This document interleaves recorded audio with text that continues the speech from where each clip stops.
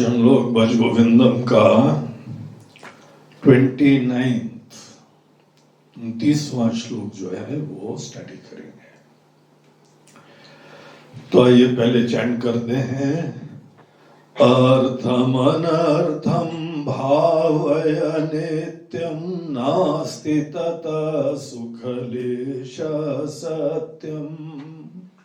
अर्थमनर्थं भावय नित्यं नास्ति ततः सुखलेशः सत्यम्। पुत्रादपि धनभाजां भीतिः सर्वत्रैषा विहिता रीतिः। पुत्रादपि धनभाजां भीतिः सर्वत्रैषा विहिता रीतिः। भज गोविन्दं भज गोविन्दं गोविन्दं भज मूढमते। सम्प्राप्ते सन्निहिते काले नहि नहि रक्षति लोककरणे। तो कल के हम लोगों ने श्लोक में देखा था कि सुखतः क्रियते रामा भोगः पश्चादहन्त शरीरे रोगः। तो कुछ लोग जो है वो अनेकों प्लेजर्स को हैप्पीनेस समझते हैं। अनेकों प्रकार के जो हम लोगों के सेंसुअल इंजॉयमेंट्स और प्लेजर्स होते हैं, उसको कुछ लोग सुख का पर्याय समझ लेते हैं। और क्योंकि अनेकों प्रकार के भोग बाहर से अपने शरीर अपनी इंद्रियों से कोई न कोई विषय के संपर्क के द्वारा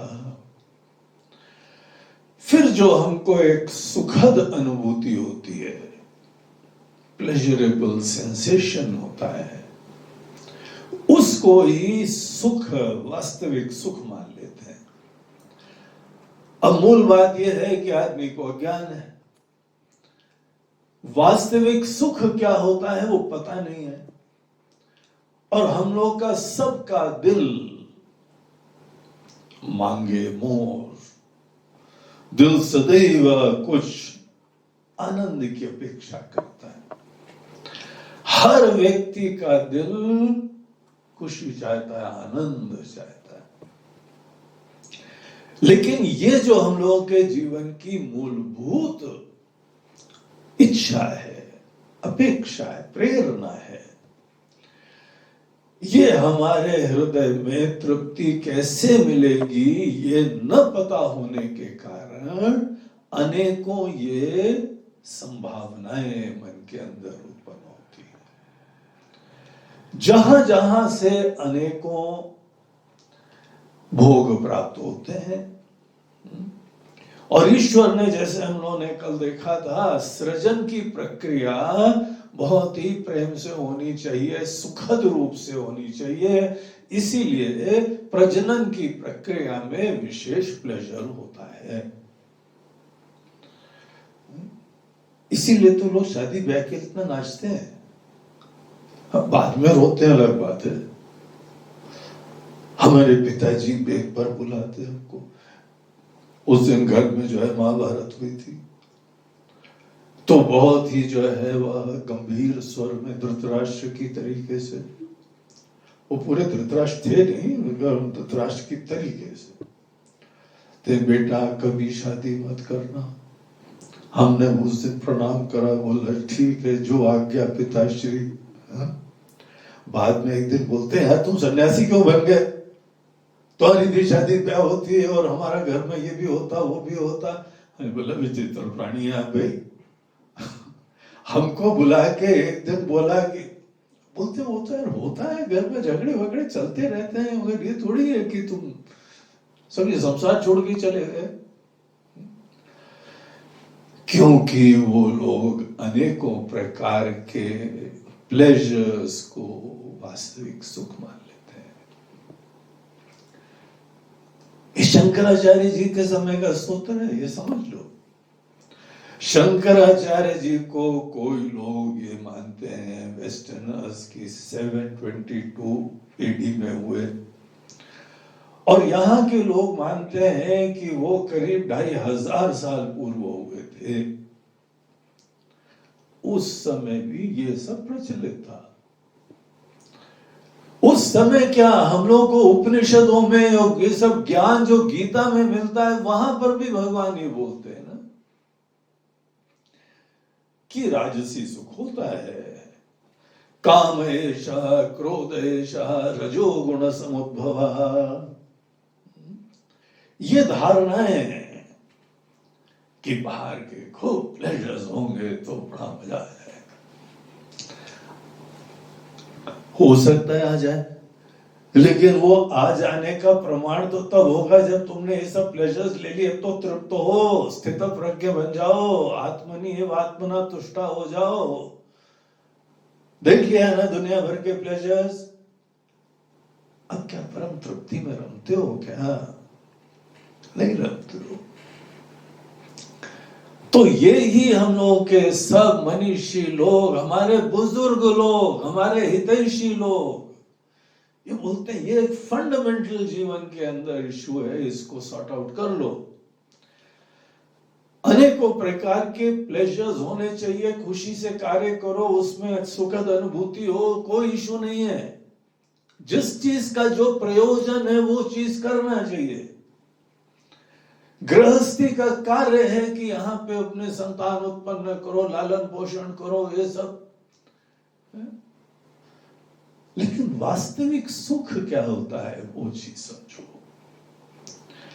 जैसे पिछले श्लोक में हम लोगों को ये एक भ्रामक इक्वेशन के ऊपर प्रकाश डाला कि pleasure is equal to happiness, इसको निगेट करा गया। अब यहां पे इस वाले आज के श्लोक में 29वें श्लोक में एक और भ्रामक, बहुत प्रचलित, भयंकर मोह, कॉमन धारणा, उसके ऊपर प्रकाश डालते हैं कि comfort is equal to happiness. बहुत सारे हमको आराम है, ऐश्वर्य है, व्यवस्था है।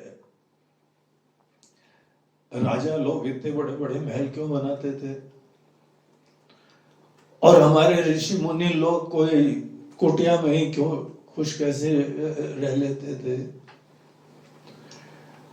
ऐसा नहीं है कि लोगों के पास कोई व्यवस्था नहीं होती है। जब राजा खुद ही चरणों में बैठता है आके, तो राजा के समस्त संसाधन तो उपलब्ध ही हैं। राजा को एक बार बोलने की बात है कि हे राजन, यहां हमारे आश्रम में कभी कभी आ जाए करो, और अगर तुमको आना है तो तुम्हारे हिसाब से रहने का एक कमरा बनवा लो। अब एक कमरा जो है आश्रम में वीआईपी कमरा बन गया, और राजा के हिसाब से, राजा को तो ये भी चाहिए, राजा को वो भी चाहिए, राजा को तो ऐश्वर्य चाहिए। राजा की ऐसी आदतें पड़ी हैं कि जब तक दुनिया भर की अनुकूलताएं नहीं हो, व्यवस्थाएं नहीं हो, तब तक राजा साहब जो है वो सुखी नहीं हो पाते हैं, रात को सो नहीं पाते हैं। राजा से बोलो कि जमीन में चटाई डालो, सो जाओ, अब वो सब बिगड़ी औलादे, वो सो ही नहीं पाते हैं। अनेकों लोग यहाँ आते हैं आश्रम में, पहली बात पूछते हैं, महाराज जी बाथरूम में इंडियन है कि वेस्टर्न है? वो बेचारों की आदत ही नहीं है। ये सब दुनिया भर की अनुकूलताएं, अनुकूलता ही हमको सुख देती है, और बड़े गर्व से बोलते हैं, महाराज जी हमने घर बनवाया है, आइए आपको हम घर का राउंड लगवा देते हैं। वैसे इस भाषा में नहीं बोलते हैं, दूसरी भाषा में बोलते हैं, महाराज जी नया घर बना है, आपके चरण पड़े जरा। तो हमारे चरण अपने चारों तरफ luxurious bedroom, luxurious sitting, luxurious toilet, luxurious dining और किचन, ये सब उसके अंदर बहुत ही बालवत खुशी है। उसके मन में ये वैल्यू है कि ये दुनिया भर के ऐश्वर्य ही जीवन में, ज्यादा ऐश्वर्य ज्यादा सुख। वो देखा है फलाने का घर, और भाई देवे मुकेश अंबानी का घर देखा है, इतना ऐश्वर्य में, मतलब ऐश्वर्य से इक्वल टू सुख, तो ज्यादा सुख मिलता होगा। यहां पर आप इंदौर आइए तो हम आपको यहाँ पुराने होलकर महाराज का जो है वो पैलेस दिखाएंगे। उनका ये बेडरूम था, उनका ये डाइनिंग था, ऊपर आंख उठा के देखना पड़ता है, इतनी ऊंची छत, और वहां पर ऊपर ऐसी बढ़िया बढ़िया पेंटिंग और झूमर। सुख का इन झूमरों से क्या लेना देना? सुख का तुम्हारे जो है ऐश्वर्य से क्या लेना देना? हमारा बेडरूम बड़ा, तुम्हारा बेडरूम छोटा, हमको ज्यादा सुख, तुमको कम सुख। तो देखिए यहां पर आप विदेश जाइए, अनेकों लोग जो है वह लिखते, इनका जो है घर, उसमें 32 बेडरूम है। अब पता नहीं 32 बेडरूम के लिए इलेक्ट्रिक कार रखते होंगे क्या एक से दूसरे कमरे में जाने को? उसमें भी हाँ, हम तो इलेक्ट्रिक कार से अपने बच्चे के बेडरूम में जाते हैं। इसमें भी जो है वह एक अभिमान। इन अभिमानों के पीछे गणित कौन सी है? गणित ये है कि कंफर्ट एंड लग्जरी, ऐश्वर्य, आराम और व्यवस्थाएं, अनुकूलताएं। अनुकूलता सुख को बोलते हैं। बेचारा मर गया इस धारणा की वजह से। एक बार ये धारणा उत्पन्न हो गई कि जीवन में सुख अनुकूलता ऐश्वर्य से मिलता है, उसके बाद देखिए जीवन का क्या रूप होगा। जो जो चीजें हमको सुख की प्राप्ति के लिए निमित्त बनती हैं वो क्या होंगी? ऐश्वर्य की व्यवस्था, ऐश्वर्य, कंफर्ट, लग्जरी।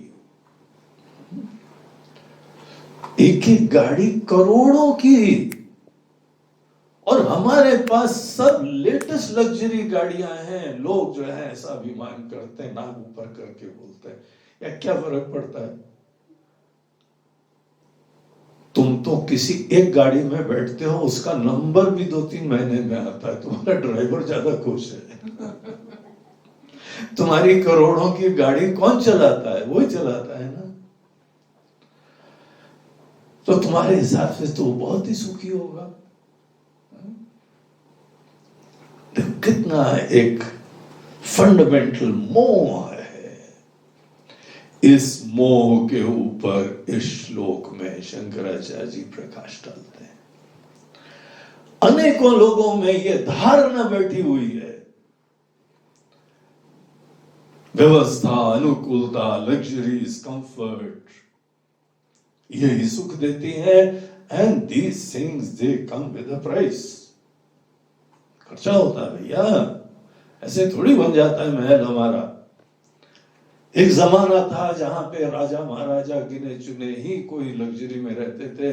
आजकल का जमाना है कि हर व्यक्ति के पास वो लग्जरी पॉसिबल होती है। अनेकों लोगों के घर, फ्लैट्स, महल जैसे हैं। तो इसका मतलब आजकल के लोग बहुत ही सुखी होंगे। हाँ, जब तक घर देखो तो ठीक है, घर के अंदर वालों को देखो तो चेहरा डाउन का है तुम्हारा है भाई। सब लोगों को इतना तनाव क्यों है? और इतना तनाव है कि तुमको तो जो है सवेरे शाम पीनी है। दारू। दारू तो एक ऑप्शन है, उसके बाद क्या क्या पीते हैं पता नहीं लोग, धुएं में उड़ा उड़ा के।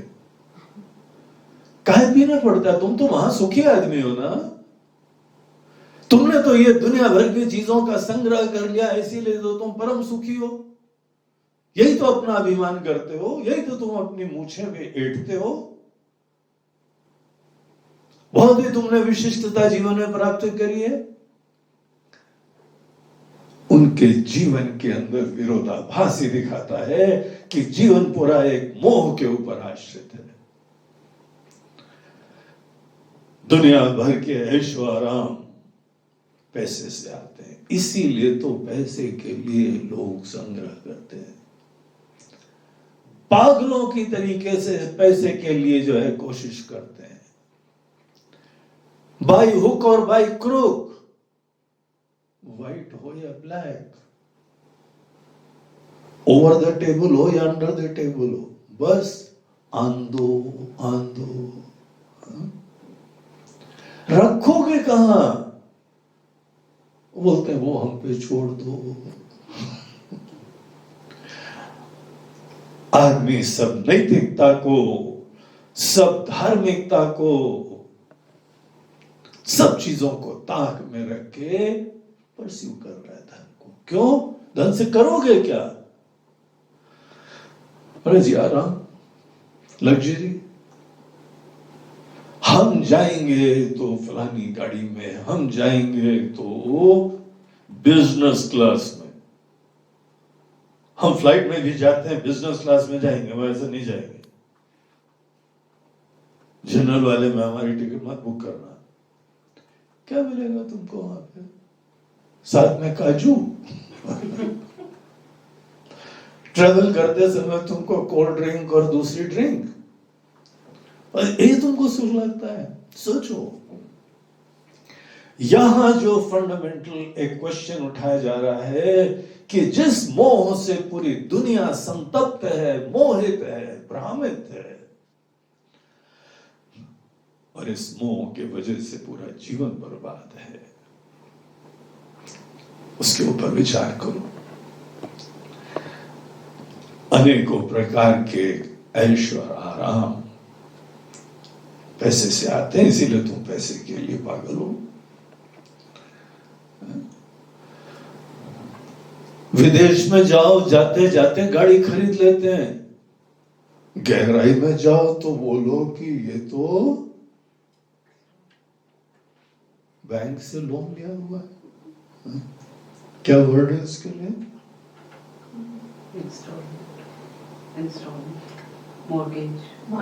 मॉर्गेज। हाँ, घर मॉर्गेज, गाड़ी mortgage, fridge mortgage, TV mortgage. ऐसी तलवार लटकती है सर के ऊपर कि इस बार का जो है वो मंथली इंस्टॉलमेंट कैसे देंगे। अरे वो देख लेंगे यार, गाड़ी तो है कम से कम। क्यों? क्योंकि आदमी के मन में ये धारणा है कि हमारे जीवन में ये व्यवस्थाएं हो तो हम सुखी रहेंगे। इसको यहां आचार्य एक्सप्लोर करते हैं, बोलते हैं ये जो तुम धन के लिए ऐसा जीवन जीते हो, सोचो ये गलत है, ये झूठा है। और हर चीज में हमको खुद ही उंगली डाल के फिर थोड़ी देखना होता है कि ये पानी गर्म है, जल जाता है, बिजली करंट मारती है। दूसरे के जीवन से देखो, इतना ऐश्वर्य और आराम है अनेकों के लिए, अगर जीवन नरक है। एक सज्जन के वहां हम जाते थे तो उनका घर जो है ना वो 10वें माले पे था, बहुत बढ़िया घर, लेकिन घर में झगड़े हो जाते थे तो उनकी बीवी बता दी थी, गुरुजी समझाइए हमको, कल यहां से खिड़की से कूदने वाले थे। इतने दुखी कि आत्महत्या करने के लिए आतुर है, और आप ये सोच रहे हैं कि ये दुनिया भर की लग्जरी से हम तो परम सुखी होंगे। देखो जरा अपने जीवन को, कैसी गलत दिशा में तुम्हारा जीवन चल रहा है। तो ये अर्थ जो है इसका महत्व है। हम लोग तो उसको लक्ष्मी जी कहते हैं, लेकिन वो धन जो तुम्हारी सेवा की वजह से अनेकों लोगों की खुशी से आता है। हम लोगों ने यहां पे शुरुआत में ही एक श्लोक में देखा था, श्लोक नंबर 2, उसी के अंदर आया था मूढ़ जही ही धनागम तृष्णा। तो वो तृष्णा कि धन से ही सुख होता है वो छोड़ो। तुमको धन की प्राप्ति एक सुंदर तरीके से हम बताते हैं करनी चाहिए। अपने आप लक्ष्मी जी तुमको अनुग्रहित करेंगी। मजेदार चीज तो ये तुमको बगैर मांगे मिलेगा। एक चीज में सेवा तो करना सीखो। इसीलिए धन का इशू नहीं है, धन के द्वारा हम जीवन में सुखी हो जाएंगे, इस मोह का यहां चिंतन हो रहा है। यद्यपि धन से बहुत कुछ प्राप्त होता है, जैसे हमने बोला क्या प्राप्त होता है? ऐश्वर्य, कंफर्ट, लग्जरीज। तो इसीलिए हम इसको ऐसे प्रस्तुत कर रहे हैं श्लोक को कि वो समस्त चीजें सुख का तुम पर्याय मान के बैठे हो, ये गलत है। इसलिए धन के लिए बड़े आतुर हो। किसी आदमी के पास से धन जल्दी से खर्च ही नहीं होता, उसके अंदर भी महान लोभी कंजूस आदमी, उसमें भी यही निश्चय हुआ है कि हम अपना सुख कैसे दे दें। सुख है ये बेशकीमती चीज है। तुमको ज्ञान चाहिए तो हम तुमको फ्री में देंगे, पैसे नहीं देंगे। तो ज्ञान और पैसे दोनों दो तराजू में, दोनों पलड़े में रखे, बोलते हैं ज्यादा प्रेशियस पैसा है। अगर आदमी के अंदर ऐसा मोह हो जाए तो उसे कभी उम्मीद मत करना कि भज गोविंदम भज गोविंदम। कोई भजन नहीं करेगा, कर भी लेगा तो भगवान से बोले भगवान मिला तो है ही नहीं कुछ। इतने दिन से भजन कर रहे हैं, भगवान क्या मिला हमको? लॉकडाउन में जो आ रहा था वो भी बंद। ये हमारा व्यापार चल रहा था, हमारी गणित तो पैसे की थी, इसीलिए वो दुखी। बोलते हैं तुम अपने मन में ये बहुत गंभीर विषय पे विचार कर लो कि अनेकों प्रकार के धन से प्राप्त ऐश्वर्य, अनुकूलताएं, उसको सुख मत समझना। तो क्या सुख होता है महाराज? बोलते हैं शुरुआत में तो अनेकों चीजों के अभाव में भी, प्रतिकूलताओं में भी रहो, तपस्वी होके रहो और कुछ विचार करो। शिष्य बन के किसी गुरु के चरणों में भी बैठो और फिर ये जीवन के मूलभूत बिंदुओं के ऊपर विचार करो। सुख का तरीका क्या है और धन को ही सुख का पर्याय समझने का अंजाम क्या है। अब ये सब एक एक विषय देखिए कितने, अगर हम लोग इस दृष्टिकोण से रखें तो बड़े गंभीर विषय हो जाते हैं। और केवल इतने हम लोगों के जो है 8 घंटे के प्रवचन में ये पूरा संभव नहीं है, इतने ज्यादा गंभीर विषय है। इसीलिए हम लोग यहाँ पे थोड़ा बहुत इसके ऊपर चर्चा करते हैं। धन के बारे में जो व्यक्ति ये मोह रखा है कि धन इज इक्वल टू सुख, उसके लिए बताते हैं बेटा देखो तुमने ये सोच लिया है, इसलिए तुम्हारे लिए बाकी चीजें गौण हो जाएंगी। तुम घर में भी यही परिचय दोगे कि बस किसी तरह धन प्राप्त करो, नैतिकता भाड़ में जाए, यार दोस्त रिश्ते नाते वो सब सेकेंडरी है, पहले पैसा दो। ऐसी जो धारणा है उसके ऊपर विचार कर लो। यहाँ पर आचार्य हम लोगों को सजेशन देते हैं, बोलते हैं हमारा तो बेटा यही तुमको सुझाव है, जैसे बिजली के खंबे पे 2 हड्डी और 1 खोपड़ी का निशान लगाते हो ना, अपनी तिजोरी पर भी इसको लगा लेना, एक स्टिकर बनवा लो, तुम्हारी पर्स में भी लगा लेना, क्रेडिट कार्ड के कवर में भी लगाना, क्रेडिट कार्ड में मत लगाना। और ये मंत्र पढ़ना, अर्थम अनर्थम भावय नित्यम, अर्थम अनर्थम। अर्थ जो है अनर्थ लाता है, अर्थ इज वेल्थ, संपत्ति, ये अनर्थ का द्वार है। तुम अपने जीवन में देखो, धन के लिए तुम कुछ भी कर सकते हो ना, सब गौण हो जाते हैं। तुम अपने पति पत्नी की सब बातें मानते हो, महंगी वाली साड़ी भी ला देते हो, नहीं लाते हो ना, पत्नी की इच्छा किनारे करो, धन को जमा करो, हाँ? वही संस्कार तुम दूसरे को दे रहे हो। हमारा जीवन जीता जागता प्रमाण है, धन के लिए कुछ भी करेगा, बम्बई की भाषा में ये भी करेगा वो भी करेगा, धन के लिए सबका सर भी फोड़ देगा, सब करेगा। तो बोलते बस समझ लो बेटा तुम्हारी शिक्षा सब लोगों ने ले ली, अब बच्चे तो बेचारे मासूम है, उन्होंने तुम्हारे जीवन से यही प्रेरणा ली है, पिताश्री जो आज्ञा है, हम भी धन के लिए कुछ भी करेंगे। आचार्य बोलते हैं कि पुत्रादपि धन भाजाम भीति, बेटा अपने बच्चे से भी तुमको डर के रहना पड़ेगा। जो धन भाजाम, तो धन के द्वारा सुख प्राप्त करने वाले लोग हैं, ऐसी धारणा, ऐसे नोशन से युक्त जो लोग हैं, उनको बड़ा प्रेम भरा सजेशन है, बेटा बच्चे से भी बच के रहना।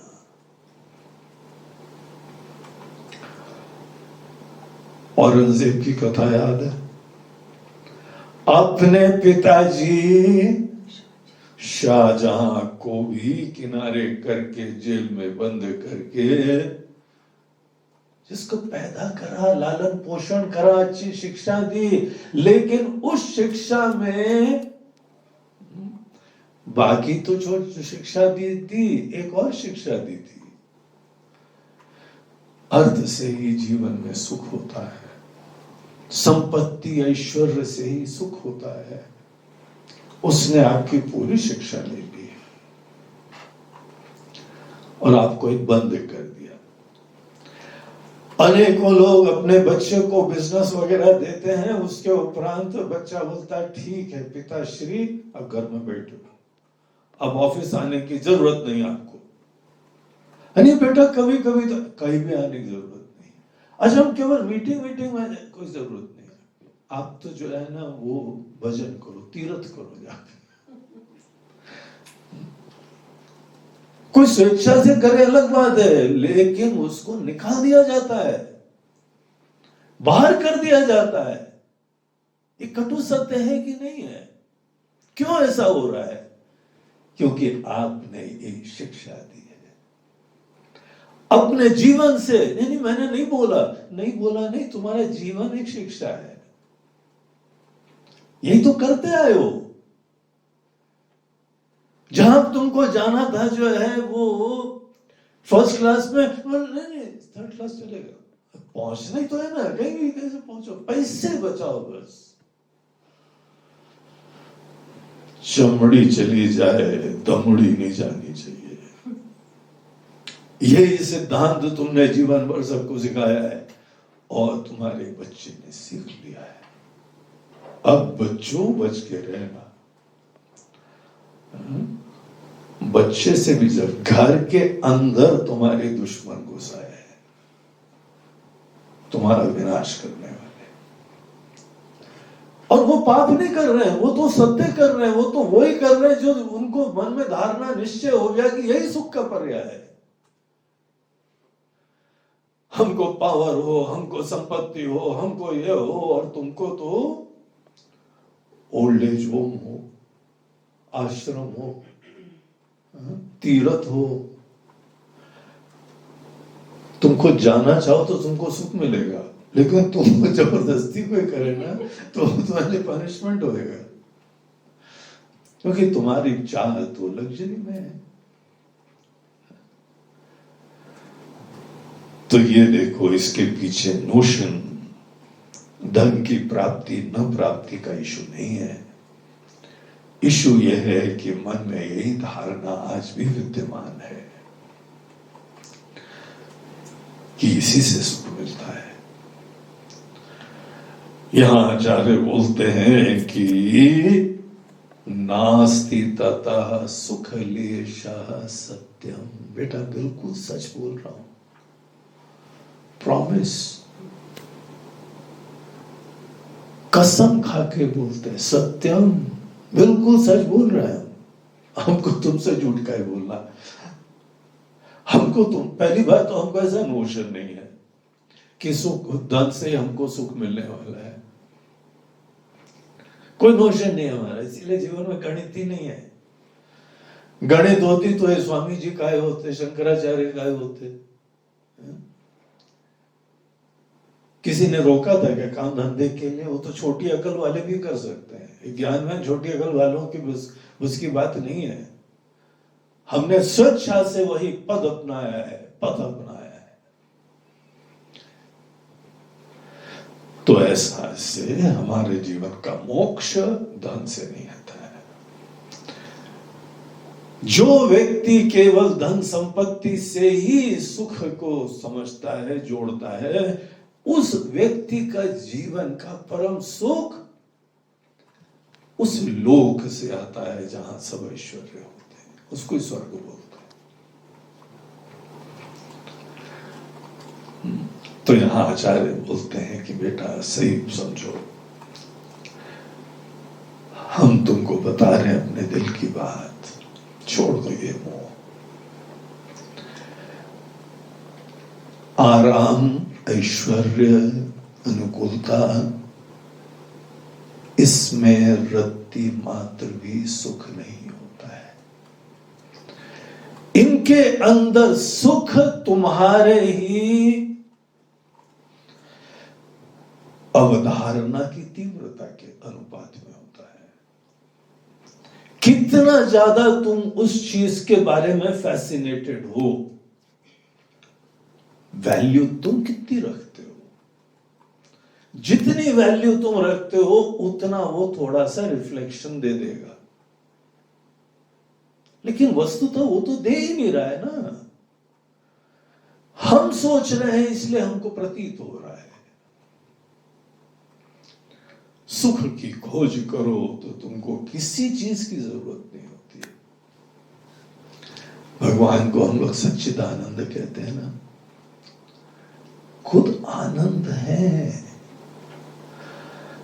हमारे गुरु लोग हम लोग का नाम भी देते हैं, ये आनंद तुम हो। हमको तो बहुत अच्छा नाम दिया हमारे गुरुदेव ने, तुम आत्मा आनंद हो। तुम्हारी आत्मा, तुम्हारा मैं, वो ही आनंद का धाम है। ये बात तुम को हमने समझाई, तुम समझे, और अब इसी में रहो। इसी जीवन, इसी सूत्र को जीवन में पकड़ो। अब जब हमारे पास खुद ही अपने अस्तित्व मात्र में आनंद हो, उस व्यक्ति के अंदर क्या ऐसी धारणा आएगी? किसी में भी नहीं आनी चाहिए। हमारे गुरुदेव ने दे दिया वो एक चीज है, हम तो सभी को बता रहे हैं, आप लोग भी आनंद स्वरूप है।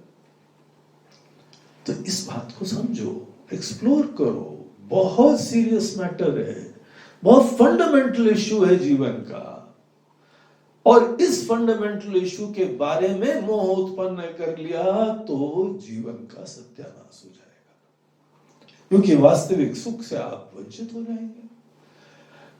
आपकी गाड़ी भिन्न दिशा में जा रही है। देखिए कितना स्ट्रॉन्ग वर्ड बोलते हैं, नास्ति तथा सुख लेशा, लेश मात्र भी नहीं होता है सुख। अनुकूलताएं हो कोई प्रॉब्लम नहीं। आपको पता है ज्यादा कंफर्ट में हम लोग खुद ही ढीले पड़ने लगते हैं, हम प्रमादी हो जाते हैं, पराधीन हो जाते हैं। जिस व्यक्ति को जीवन में ज्यादा आराम का जीवन अगर आदत पड़ गई ना, हर जगह रह ही नहीं सकता है। वो डर डर के जीता है। चलना है पहाड़, हमारा जी वहां पे रहने का कहां होगा, रहने का कहां। सुर मंदिर तरुमूल निवास, पेड़ के नीचे सो जाएंगे, वहां मंदिर है, वहां पे वरांडे में सो जाएंगे, वहां सांप वाप भी नहीं आएंगे। अरे दो पेड़ों में जो है वह कपड़ा बांधना, उसमें रात को सो जाना, मच्छर और जो जानवर पेड़ से आते हैं वो आदमी ये तो बेचारा असमर्थ हो गया, जाने योग्य नहीं रहा कहीं। क्यों? आदत है ऐसी पड़ गई। इसलिए ये मन में निश्चय करो, धन ज्यादा से ज्यादा आपको थोड़े आराम और ऐश्वर्य देता है, उससे कोई सुख का लेना देना नहीं होता। सुख को एम करो, इस पहेली को बुझाओ। और ये केवल यहां की बात नहीं है, आचार्य बोलते हैं सर्वत्र ऐसा रीति। कहीं पर भी चले जाओ, देश विदेश, अमेरिका, रूस और ऑस्ट्रेलिया, अफ्रीका और चाइना, हर जगह लोगों में ये मोह विराजमान है। या तो अनेकों प्रकार के प्लेजर्स या अनेकों प्रकार के कंफर्ट इज इक्वल टू सुख। तो आचार्य बोल रहे हैं कि नहीं बेटा, ये सब मोह है, झूठ है ये। अगर तुम हमसे पूछ रहे हो तो तुमको वास्तविक हम एड्रेस देते हैं सुख का। प्रेम उत्पन्न करो, अपने हृदय में प्रेम उत्पन्न करो और अपना ज्ञान प्राप्त करो। तुम्हारी आत्मा की तरीके से तुम्हारे भगवान, तुम्हारे गोविंद बैठे हुए हैं, इसीलिए अपने आप को जानने की उत्कंठा उत्पन्न करो। ये जीवन में सुख के खजाने की तरफ जाने का रास्ता है। हम लोग के देश में अनेकों इस प्रकार के मंदिर हैं जहां पे बेसमेंट में खजाना रखते थे। पद्मनाभ मंदिर के बारे में सुना होगा आपने। जैसे यह मंदिर की नींव में सबसे बड़ा खजाना रखा जाता था, वैसे ही हम लोगों की नींव में बहुत बड़ा खजाना है। गीता के 15 चैप्टर में, कठोपनिषद में इसके मंत्र आते हैं। ऊर्ध्व मूलम अवाक शाखा। तो ये शाखा जो है जीवन की ऊपर का जो दिख रही है, बहुत ठीक है, अच्छा है, सुंदर है। जब बनाने वाले भगवान है तो क्यों नहीं सुंदर होगा। लेकिन इसका मूल जो है ना, वो ऊर्ध्व है, उत्कृष्टम, बहुत महान इसकी जड़ है। तुम्हारे कार्य अच्छे हैं, तुम्हारी सेवा अच्छी है, तुम्हारे अनेकों व्यवहार अच्छे हैं, लेकिन तुम्हारी जड़ खजाना है वहां पे। हम तुमको कोई बाहर किसी के पराधीन होने की बात नहीं कर रहे हैं, अंतर्मुख होकर तुम्हारे तत्व का चिंतन की बात कर रहे हैं। तो वो एक्सप्लोर करो। तुमको वास्तविक खजाना चाहिए तो फिर दुनिया में मुक्त होकर जियोगे, मस्त होकर जियोगे। धन के लिए पागल हो गए, घर में भी खतरा रहेगा। तुम भी लूटते आए हो किसी तरीके से, सब लूटने वाले आएंगे। यही शिक्षा बच्चों को भी दोगे, अपने स्वजनों को दोगे, अपने एम्प्लॉइज को दोगे। धन के लिए सब चलता है। बोलते ठीक है महाराज जी, समझ गए, सब चलता है, अब बच के रहो। क्यों ऐसी दुनिया बनाते हो? अपनी धारणा को, अपने इन्फेक्शन को क्यों फैलाते हो? ऐसे मोह कोरोना से भी खतरनाक। ये इन्फेक्शन मत फैलाओ।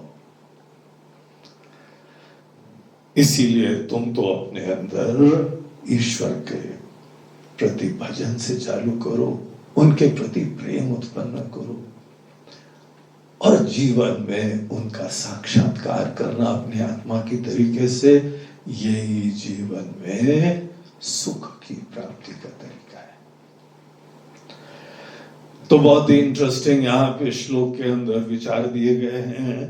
पिछले श्लोक में था प्लेजर इज नॉट हैप्पीनेस, और इस श्लोक में है comforts and cordiality is not happiness, it's not fulfilment.